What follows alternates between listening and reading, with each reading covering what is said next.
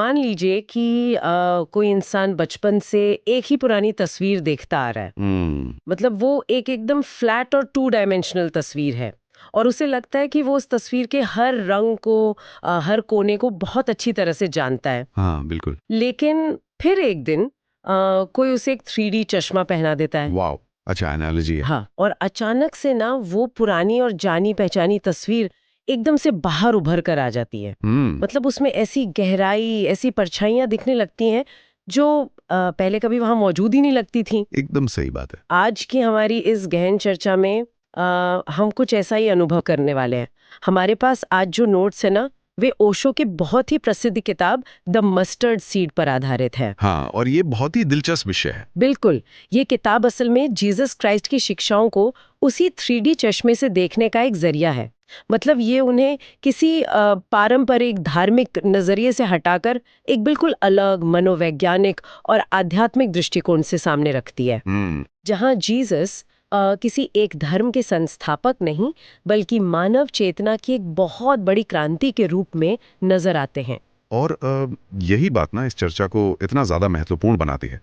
पर देखिए, आगे बढ़ने से पहले एक बात शुरुआत में ही स्पष्ट कर लेना बहुत ज़रूरी है। हाँ, बिल्कुल, वो डिस्क्लेमर बहुत जरूरी है। हाँ, क्योंकि आज की सामग्री में धार्मिक और वैचारिक संदर्भ मौजूद हैं, हम्म। इसलिए हमारी इस चर्चा का उद्देश्य किसी भी धर्म मान्यता या विचारधारा को सही या गलत साबित करना बिल्कुल नहीं है। एकदम। हमारा मकसद पूरी तरह से तटस्थ रहकर केवल ओशो के उस नजरिए को डिकोड करना है जो स्रोत सामग्री में दिया गया है। राइट। हम बस उस 3D चश्मे से देखने की कोशिश कर रहे हैं कि वहां कौन से नए विचार मौजूद हैं।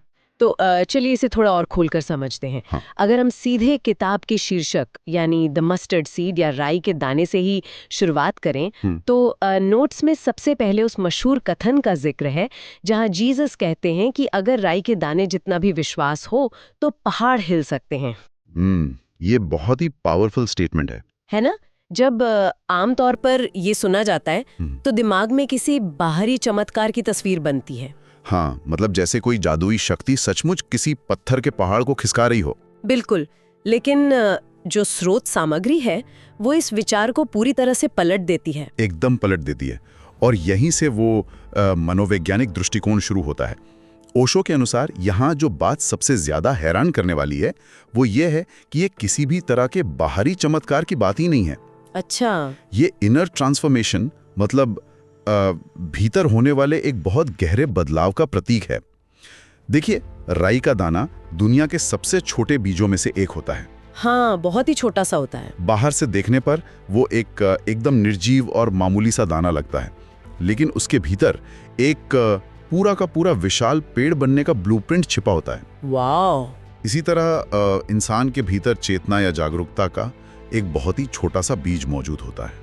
अगर उसे सही माहौल मिले तो वह इंसान के जीवन को पूरी तरह से बदल सकता है। मतलब वो पहाड़ हिलाने वाली बात। हाँ, वो पहाड़ हिलाने का मतलब जीवन की उन बड़ी बड़ी मनोवैज्ञानिक बाधाओं को तोड़ना है जो इंसान को अंदर से बांध कर रखती हैं। ये तो बहुत ही सटीक उदाहरण है। मैं सोच रही थी कि अगर इसे आज की तकनीकी की भाषा में समझा जाए तो ये किसी स्मार्टफोन के ऑपरेटिंग सिस्टम में आने वाले एक छोटे से सॉफ्टवेयर अपडेट की तरह है। अरे हाँ, एकदम सही है ना? वो अपडेट देखने में बस कुछ ही मेगाबाइट का होता है। जब वो इंस्टॉल होता है तो फोन बाहर से बिल्कुल वैसा ही दिखता है। मतलब उसकी स्क्रीन वही है, हार्डवेयर वही है। हाँ, बाहर से कोई बदलाव नहीं। लेकिन भीतर से उसका हर प्रोसेस करने का तरीका, उसकी स्पीड और उसका पूरा सिस्टम बदल चुका होता है। बिल्कुल। इंसान के मामले में भी ये जागरूकता का बीज कुछ ऐसा ही करता है। ये एनालॉजी इस पूरी प्रक्रिया को बहुत अच्छी तरह समझाती है। बाहर से एक जागृत व्यक्ति बिल्कुल साधारण लग सकता है, लेकिन उसका जो आंतरिक सॉफ्टवेयर है, दुनिया को देखने और प्रतिक्रिया देने का जो तरीका है, वो पूरी तरह से नया हो चुका होता है। इसी विचार को आगे बढ़ाते हुए स्रोत में जीसस के एक और बहुत गहरे कथन पर जोर दिया गया है कि ईश्वर का साम्राज्य तुम्हारे भीतर है। Kingdom of God is with in you. हाँ, लेकिन विडंबना देखिए कि इंसान सदियों से इस साम्राज्य को बाहर आसमान में या पत्थरों में ढूंढ रहा है। और ये बात हमेशा सोचने पर मजबूर करती है मुझे। अगर वो साम्राज्य सच में भीतर ही है तो भीतर मुड़ना इतना मुश्किल क्यों लगता है? ये एक बहुत बड़ा सवाल है। मतलब इंसान हमेशा बाहरी चीजों बाहरी कर्मकांडों और मान्यताओं में ही क्यों उलझ कर रह जाता है? इसका कारण हमारी मनोवैज्ञानिक बनावट में है। देखिए, बाहर की दुनिया को नापा जा सकता है। बाहरी कर्मकांडों का एक तय ढांचा होता है। जैसे नियम बने होते हैं। हाँ, कि आप इतने बजे मंदिर जाएंगे, ये मंत्र पढ़ेंगे और काम पूरा हो जाएगा। ये बहुत आसान है और ये मन को एक झूठी तसल्ली देता है कि चलो हमने कुछ धार्मिक कर लिया। राइट, एक चेक बॉक्स टिक करने जैसा। एकदम। लेकिन भीतर मुड़ने का मतलब है एक ऐसी दुनिया में प्रवेश करना जिसकी कोई सीमा ही नहीं है, वहां कोई तय नियम नहीं है। भीतर जाने के लिए इंसान को अपनी ही कमियों, अपने ही अंधेरे और अपने ही छिपे हुए डरों का सामना करना पड़ता है, जो कि बहुत डरावना हो सकता है। बहुत डरावना। ओशो कहते हैं कि जीसस लोगों को उसी भीतर की जागरूकता की ओर धकेलने की कोशिश कर रहे थे, लेकिन लोगों को वो रास्ता बहुत असहज लगा, इसलिए उन्होंने उस जीवित संदेश को पकड़कर वापस बाहरी कर्मकांडों में बदल दिया। और यहाँ ये बात वाकई बहुत दिलचस्प हो जाती है, क्योंकि अगर मूल संदेश सिर्फ भीतर जाने का था, एक जीवित चेतना का था, तो ये एक पूरी संस्था एक बहुत बड़े बाहरी धर्म में कैसे बदल गया? पर एक मिनट, यहाँ थोड़ा रुककर मैं एक तार्किक सवाल उठाना चाहूंगी। हाँ, बताइए। क्या किसी भी समाज को सुचारू रूप से चलाने के लिए कुछ नियमों या कुछ कठोर संस्थाओं की आवश्यकता नहीं होती? होती तो है। मतलब अगर हर इंसान सिर्फ अपनी भीतरी चेतना के हिसाब से चलने लगे, तो क्या सब कुछ बिखर नहीं जाएगा? वो असली संदेश इन नियमों के बोझ तले कैसे दब जाता है? ये एक बहुत ही लाजमी सवाल है कि बिना नियमों के समाज कैसे चलेगा। लेकिन ओशो इसका जो उत्तर देते हैं वो पूरी तरह से चेतना के विज्ञान पर आधारित है। अच्छा, नियम तब तक जरूरी हैं जब तक इंसान भीतर से सोया हुआ है। इसे एक उदाहरण से समझते हैं। हाँ प्लीज। हम सड़क पे लाल बत्ती देखकर रुकते हैं। क्यों? क्योंकि अगर नहीं रुकेंगे तो जुर्माना भरना पड़ेगा या एक्सीडेंट हो जाएगा। डर के मारे? बिल्कुल, ये एक बाहरी नियम है जो डर पर आधारित है। लेकिन अगर कोई व्यक्ति पूरी तरह से जागरूक हो, जिसके भीतर करुणा हो, तो वो लाल बत्ती पर इसलिए नहीं रुकेगा क्योंकि उसे चालान का डर है, राइट। बल्कि वो इसलिए रुकेगा क्योंकि वो किसी दूसरे इंसान की जान को खतरे में नहीं डालना चाहता। उसकी वो करुणा एकदम स्वाभाविक है। मतलब बाहरी नियमों की जरूरत तब पड़ती है जब भीतर की वो समझ या वो जागरूकता गायब हो। एकदम सही। ओशो स्पष्ट करते हैं कि जीसस कोई नया धर्म या नई व्यवस्था स्थापित करने नहीं आए थे। वे जीवित चेतना, प्रेम और उस भीतरी जागरण को सिखा रहे थे जहाँ किसी बाहरी नियम की जरूरत ही ना पड़े। लेकिन समस्या तब शुरू होती है जब उस चेतना को महसूस करने वाले लोग चले जाते हैं और पीछे रह जाते हैं वो लोग जो सिर्फ शब्दों को पकड़ते हैं, जो सिर्फ रूल्स फॉलो करते हैं। हाँ, उस जीवित अनुभव को जब एक कड़े नियम में ढालने की कोशिश की जाती है तो वो एक संस्था का रूप ले लेता है और स्रोत के अनुसार अपनी सत्ता बनाए रखने के लिए ये संस्था धीरे धीरे एक फियर बेस्ड रिलीजन, मतलब डर पर आधारित धर्म में बदल जाती है। तो संस्थाएं डर का इस्तेमाल कैसे करती हैं?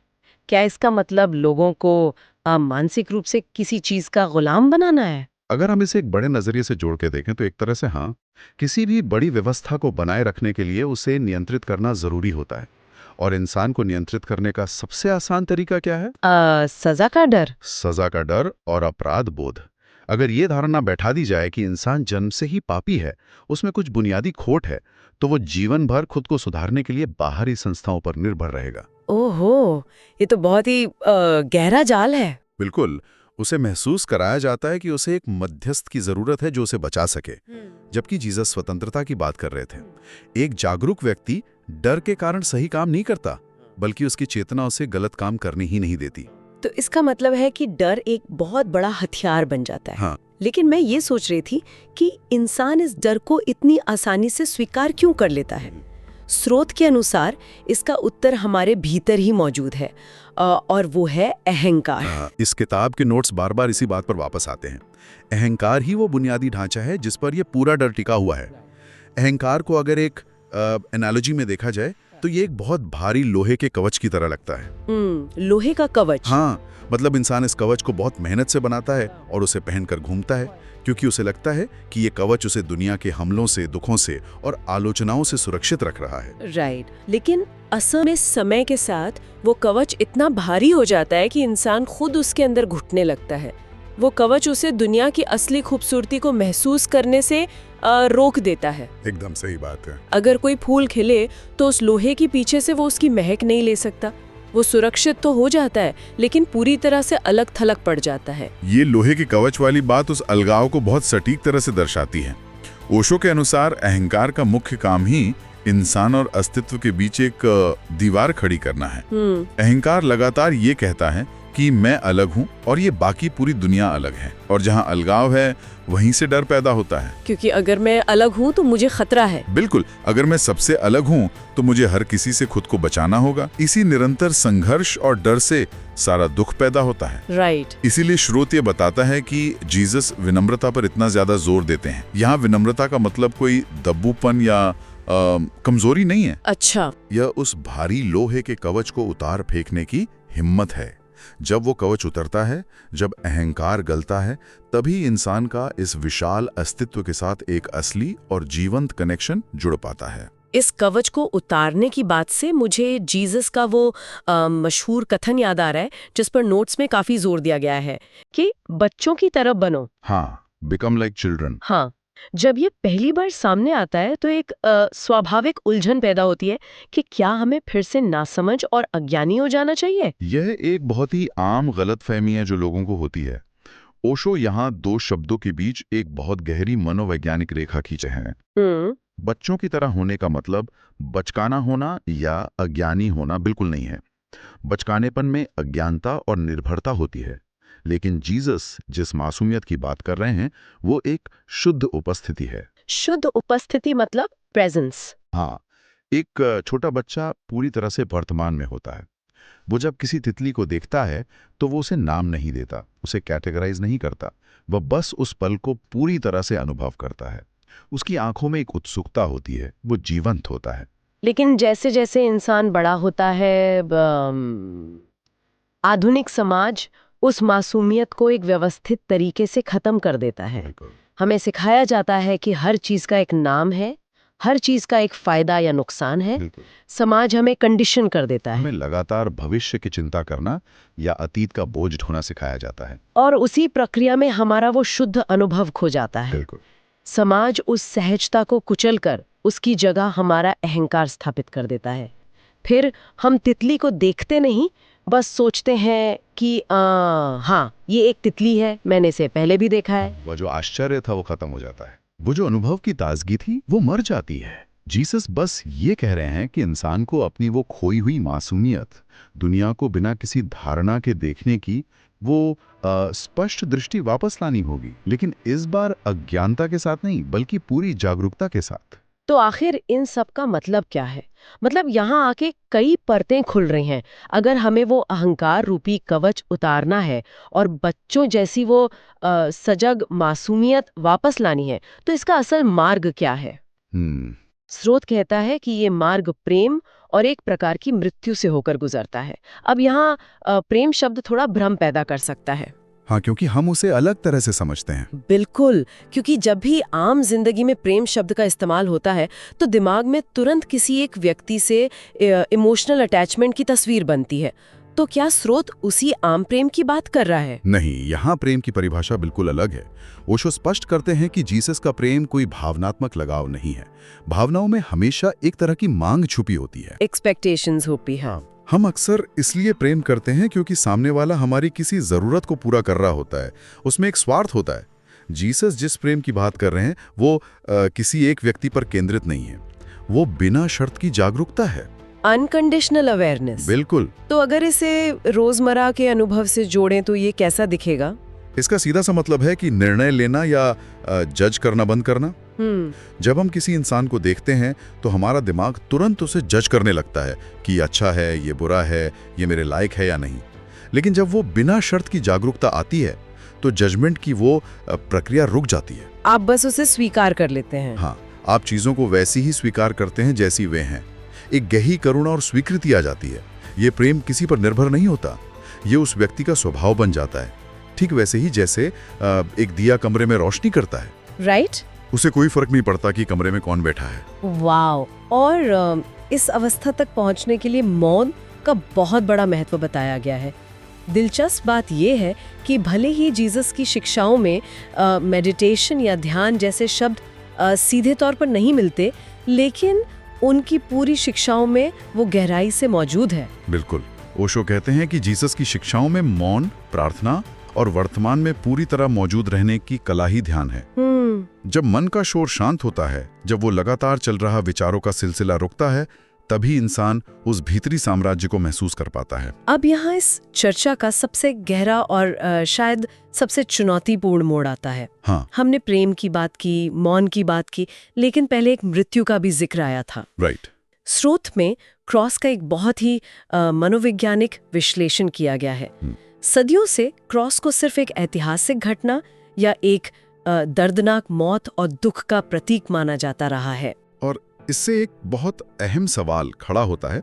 यहीं पर ओशो का दृष्टिकोण पारंपरिक मान्यताओं से पूरी तरह अलग होकर एक नया मनोवैज्ञानिक अर्थ खोजता है। अच्छा। लोग क्रॉस को केवल एक शारीरिक पीड़ा के प्रतीक के रूप में देखते हैं। हाँ। लेकिन स्रोत के अनुसार क्रॉस वास्तव में ईगो डेथ, मतलब अहंकार की मृत्यु का सबसे बड़ा प्रतीक है। ईगो डेथ मतलब उस पुराने मैं का पूरी तरह से मिट जाना जो हमने खुद गढ़ रखा था। बिल्कुल सही। हमारी जो पुरानी अचेतन पहचान होती है, वो पहचान जो समाज ने हमें दी है, जो हमारी मान्यताओं, डरों और उस भारी लोहे के कवच से बनी है, हाँ। उस पहचान को पूरी तरह से नष्ट होना पड़ता है। लकड़ी के क्रॉस पर शरीर का मरना एक इतिहास की घटना हो सकती है, लेकिन एक आध्यात्मिक और मनोवैज्ञानिक स्तर पर उस पुराने मैं का मरना बेहद जरूरी है। इंसान को लगता है कि वो अहंकार ही उसका असली स्वरूप है, इसीलिए जब वो टूटता है तो बहुत पीड़ा होती है। ऐसा लगता है जैसे जान जा रही हो। लेकिन बिना इस मृत्यु के नई चेतना का जन्म नहीं हो सकता। क्रॉस इसी आंतरिक परिवर्तन और पुराने अहंकार के पूरी तरह खत्म होने की चरम सीमा को दर्शाता है। ये एक बहुत ही शक्तिशाली विचार है कि हम सिर्फ बाहर लकड़ी के क्रॉस को ना देखें, बल्कि अपने भीतर के उस झूठे अहंकार को क्रॉस पर चढ़ा दें। एग्जैक्टली। लेकिन मैं ये सोच रही थी कि जब कोई व्यक्ति वाकई इस मनोवैज्ञानिक मृत्यु से गुजर जाता है, जब उसका अहंकार मर जाता है और वो उस शुद्ध चेतना को प्राप्त कर लेता है, तो ये समाज उसके साथ कैसा व्यवहार करता है? ये बहुत ही दिलचस्प पहलू है। यहाँ इतिहास का एक बहुत बड़ा विरोधाभास नजर आता है। मतलब समाज महापुरुषों के जाने के सदियों बाद तो उनकी पूजा करता है, उनके नाम पर संस्थाएं बनाता है, लेकिन जब वे जीवित होते हैं तो समाज उनसे सबसे ज्यादा डरता है। ऐसा क्यों होता है? क्योंकि एक पूरी तरह से जागरूक व्यक्ति समाज के जमे हुए ढांचे के लिए हमेशा एक बहुत बड़ा खतरा होता है।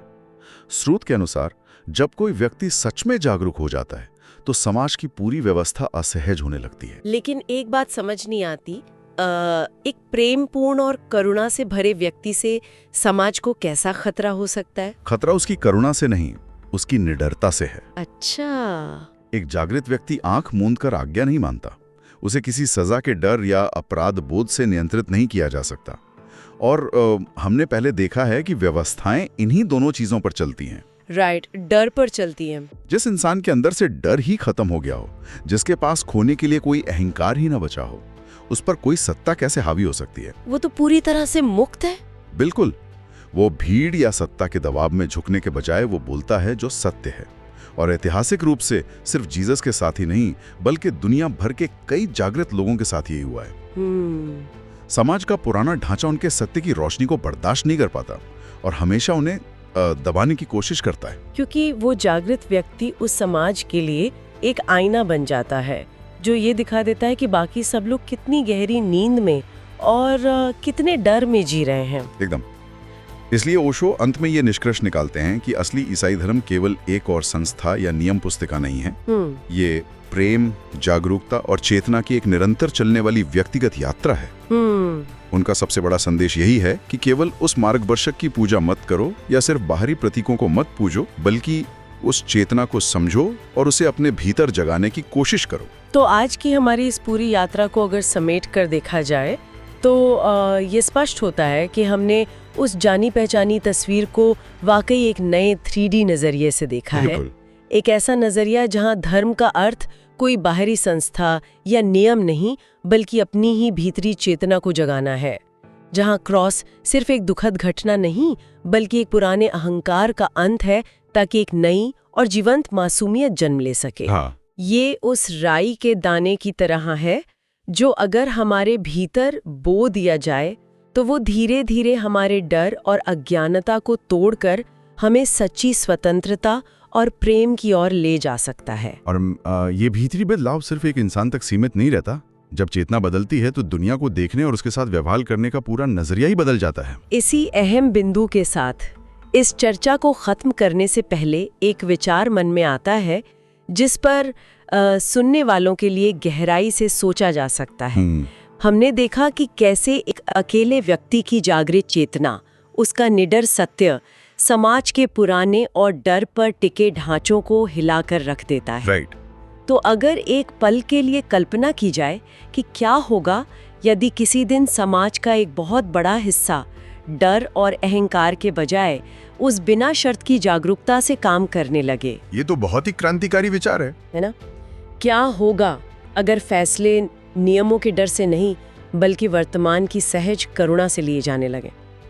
क्या हमारी आज की आधुनिक संस्थाएं और समाज को चलाने के जो पुराने तरीके हैं वे उस सामूहिक चेतना का सामना कर पाएंगे? सोचने वाली बात है। उस नई चेतना के सामने उन्हें भी अपना पूरा स्वरूप बदलना पड़ेगा। ये एक ऐसा सवाल है जो स्रोत सामग्री से आगे निकलकर हमारे आज के समय से जुड़ता है। इस वैचारिक यात्रा में साथ चलने के लिए बहुत बहुत धन्यवाद। विचारों और नए नज़रियों की ये खोज आगे भी इसी तरह जारी रहेगी।